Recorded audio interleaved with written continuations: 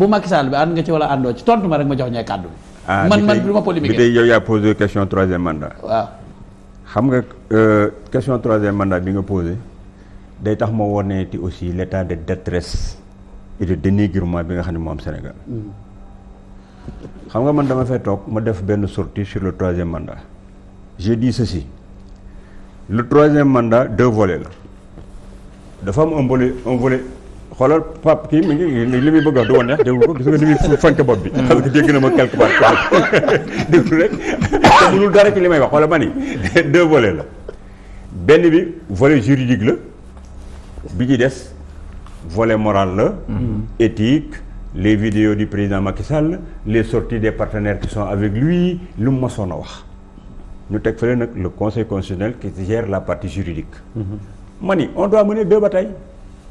majorité bi laa doon waxanteel mën leen la partie juridique bàyyi leen ko conseil constitutionnel battez-vous sur la partie politique pour regarder les vidéos li Macky Sall waxoon li ñuy ànd ak moom waxoon li opposition di wax li Thierno di wax di Demba di wax nañ discuter loolu.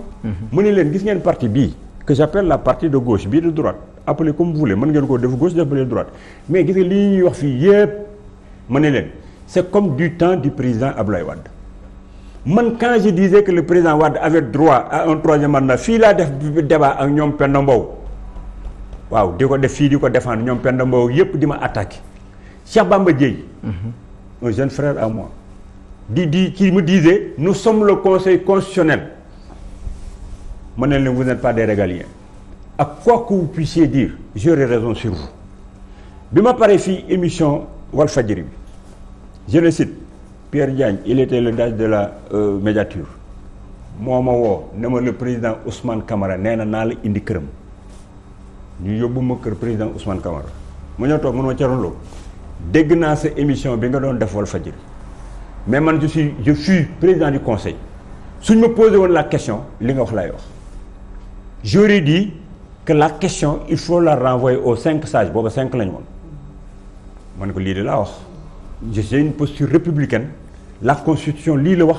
nee na ki war a valider les candidatures c'est le conseil constitutionnel mooy wax Thierno Lo mën ngaa dem mënoo dem boo paree ci kanam ngay prêter serment boo ko deful doo nekk président de la République du Sénégal man je n'ai dit que ça ne leen constitutionnalistes yi ngeen di indi fi yëpp li ñuy wax yëpp jariñu dara l'histoire ma génn kër président Ousmane Camara Serigne Diop médiateur Pierre nga ko ne woon Thierno Lo mi ngi ne ko mu woo ma génn ma kaay ma ñëw bureau man ko ma yow ñëpp nga lay déglu waxal mu ne du ma wax lii nga wax loolu laa war a wax te loolu la ñëpp war a wax parce que mooy lii yoon donc la ma doon wax ci président Abdoulaye Wade ci période boobu moom la répété waat aujourd'hui en disant que seul le conseil constitutionnel mooy valider kuy nekk candidat ku mu neex nga déposer ku mu neexul doo déposer. mais attends ma terminer bi ma ko waxee ci Facebook j'ai compté 346 éléments de Pastef yu toog di saaga.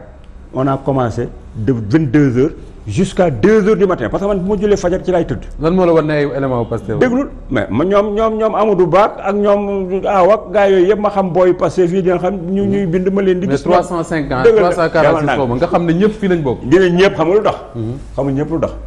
dañ doon toog di rejeter cette histoire là. waaw mën nañu bokk dafa nag xool bon j'ai dit l'opposition boobu. donc les éléments de Pastef que j'ai reconnus en majorité kii sax yow waroon naa la fa gis sax dégg nga. déglu rek man du ma commenter kenn déglu ma man maa leen gis. may débattre ak ñoom dans la décence et dans l'élégance. saaguwuma ñoom tam saaguwuñu mais dañ ma doon interdire de parler du conseil constitutionnel naan ma monsieur le ministre. non duñ dem conseil constitutionnel parce que conseil constitutionnel bi ay nit yi Macky Sall moo fa nekk déglu ñoom ñuy débat ak ñoom ci affaire yooyu. voilà ma ne leen mais yéen lii ngeen di wax amul parce que suñ demee dans quelque temps vous allez déposer au conseil constitutionnel te comme neex nga déposer yow maas bii bu la neexee doo wut parrainage doo wut dara da ngay jël sa enveloppe dugal ci yóbbu ko conseil constitutionnel boo ko def ñu rejeté la ñi nga xam ne am nañu déposé noonu. ca ñu war a ñu affiché leen parce que c'est le conseil qui décide. kenn mënu si dara. léegi comment dans une république yow vous vous basez sur la constitution pour réclamer des droits et pour critiquer ce que la conseil constitutionnel permet de faire nit tudd ko ngeen di ko attaquer dans quel pays sommes-nous? d'accord léegi l'autre volet du combat nag. muy l'autre volet du combat. beneen bi léegi mun ma problème Macky Sall ngeen di wax. volet wax ngeen ma ko conséquence man nee naa la candidature de Macky Sall. Macky Sall il a la liberté de déposer sa candidature ou de ne pas la déposer. Personne ne peut l'empêcher de déposer une candidature. Bu doon déposer c'est le conseil constitutionnel. Si le plan moral est éthique comme dit Salma. gêné wu la. li muy wax nii ci affaire plan moral. mais réglé naa question boobu bu ma poussé à faire de la répétition Salma je te dis. réglé ko question da nga koy évoqué. voilà. Thierno Lo man li ma métti mooy li nga bëgg Salma moom ça ne vous ressemble pas. xam nga tax man la réglé li ngay wax ni ça ne vous ressemble pas. déedéet naa dama leen xam ne réglé woon naa ko. pourquoi da ngay déglu ba xam bala ngaa tirer conclusion. xam nga Salma m'a entendu dire que la morale, l'éthique amuñu valeur juridique, c'est des affaires personnelles. mais en tant que Thierno Lo est-ce que yow tey jii doo am jaaxle wala nga am gêne toog si wetu Macky Sall tey mu ne damay nekk candidat sachant que yow nee nga yow nit nga koo xam ne da ngay bàyyi xel éthique ak yenn doxalin ñu rafet. loolu yow la di nga xoolal Salma li ngay wax moo mënta taxaw. non tontuma rek. maa àggale est-ce que nga nekk à l'aise dama xam lu ma bëgg a toog. ma xaw ma ko mais mënta taxaw. Salma dafa am ay liberté individuelle. ñi ma woo leen troisième mandat moom. dafa am ay liberté individuelle. jamais am loo xam ne bu ngeen bëggee ñu mën a discuter leen di seeg ay texte xam nga Macky Sall ci boppam. waxuñu waxu texte de waxu moral la ñuy wax nii. doo ma déglu seulement le président Macky Sall wax ci troisième mandat. moom la engagé xam nga li nga bëgg yow ma wax ko ne leen Macky Sall amul droit à un troisième mandat je peux vous dire am na droit ci troisième mandat mais benn ci ñaar yooyu laa la waxul.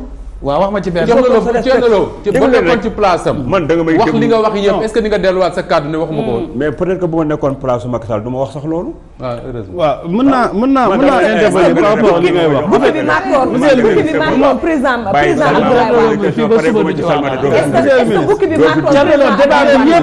débat bi yëpp nit ñi ci xoolal nit ñi ngi apprécier débat mais ci sa tontu bi la ñëpp découragé instant. déglu xam parce que ñëpp a kontaan ci émission mais ci sa tontu bi la ñëpp waaw c'est ça qui fait l'importance du débat. d'accord man ñëw ma fii pour ay. waaw d'accord pour lépp leer. Pape da nga dégloo